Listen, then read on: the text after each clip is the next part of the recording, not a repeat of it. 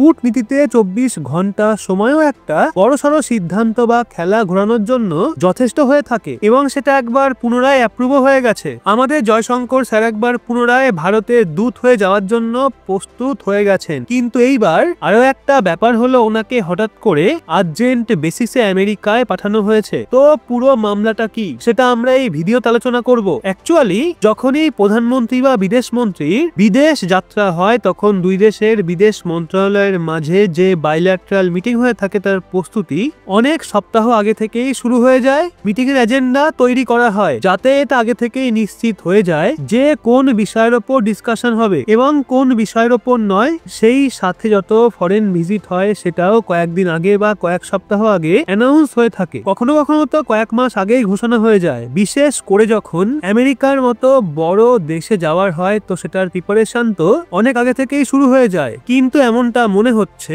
America এবং ভারতের মাঝে বড়সড় কিছু হতে চলেছে, যার জন্য খবর বেরিয়ে আসছে যে জয়শঙ্কর স্যারকে 24 ঘন্টার মধ্যেই আর্জেন্ট বেসিসে আমেরিকা যেতে হচ্ছে। প্রধানমন্ত্রী মোদী রিসেন্টলি কুয়েত ভিজিটে গিয়েছিলেন, ওনার সঙ্গে ডেলিগেশনে আমাদের বিদেশ মন্ত্রী জয়শঙ্কর স্যারও 22শে ডিসেম্বর রাতের দিকে প্রধানমন্ত্রী মোদী এবং জয়শঙ্কর স্যার ভারতে পুনরায় ফিরে আসেন। এখন যেহেতু 25 তারিখ বড়দিন ছিল, যে উৎসব আমেরিকা ব্রিটেনের মতো পশ্চিমী দেশগুলোতে ধুমধামের সঙ্গে পালন করা হয়, বেশিরভাগ দেশে ছুটি থাকে, সেই জন্য নিউ ইয়ার পর্যন্ত না তো বিদেশের কোনো ব্যক্তি গেস্ট হিসাবে ভারতে আসতো এবং না তো প্রধানমন্ত্রী মোদী এবং জয়শঙ্কর স্যারের কোনো বিদেশ যাত্রা ছিল। কিন্তু রিসেন্টলি ভারত আমেরিকার মাঝে ডিপ্লোম্যাটিক চ্যানেল হঠাৎ করে হাইপার অ্যাক্টিভ হয়ে গেছে। রেফারেন্স স্বরূপ আপনাদের স্ক্রিনে দেওয়া আর্টিকেলের স্ক্রিনশট দেখুন। রিসেন্টলি ইউএস স্টেট ডিপার্টমেন্ট এবং ভারতের মিনিস্ট্রি অফ এক্সটার্নাল অ্যাফেয়ার্স ঘোষণা করে, যা অনুযায়ী ভারতের বিদেশ মন্ত্রী জয়শঙ্কর স্যার 6 দিনের আমেরিকা ভিজিটের জন্য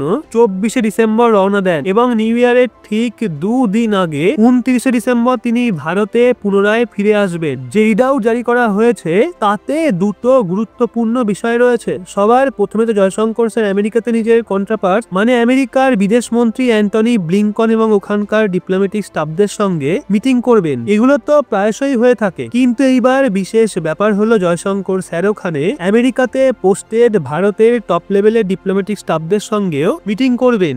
এরিয়ার ভিত্তিতে আমেরিকা ভারতের থেকে 3 গুণ বড় দেশ, সেই জন্য ওয়াশিংটন ডিসিতে ইন্ডিয়ান এম্বাসির সঙ্গে সঙ্গে আমেরিকাতে ভারতের 6টা কনসুলেট রয়েছে। এখন যে রিডআউট জারি করা হয়েছে তা অনুযায়ী আমেরিকাতে ভারতে যত কনসুলেট রয়েছে সেগুলো হেড করা সমস্ত কনসুল জেনারেলসকে জয়শঙ্কর স্যারের সঙ্গে মিটিং এর জন্য ওয়াশিংটন ডিসি এবং নিউ ইয়র্কে ডাকা হয়েছে। মিটিং এ আমেরিকাতে ভারতের অ্যাম্বাসেডর এবং সমস্ত কনসুলেটের সিনিয়র ডিপ্লোমেটও ওখানে প্রেজেন্ট থাকবেন। মনে করা হচ্ছে ডোনাল্ড ট্রাম্পের প্রেসিডেন্ট পদের শপথ গ্রহণ করার আগে মোদী সরকার আমেরিকাতে নিজের ডিপ্লোমেটদের পুনরায় স্ট্র্যাটেজাইজ করছে।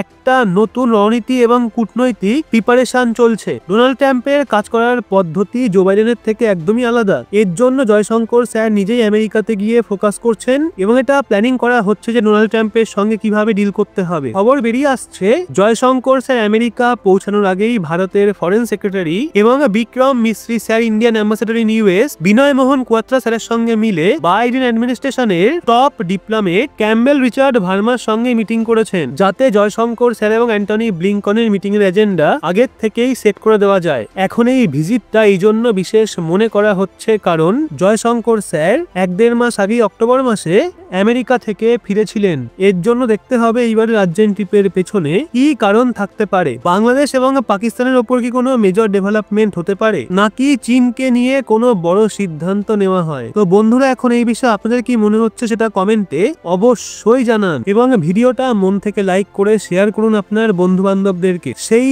সাথে চ্যানেলটা সাবস্ক্রাইব করে চোখ রাখুন রহস্য বাংলার পর্দায়।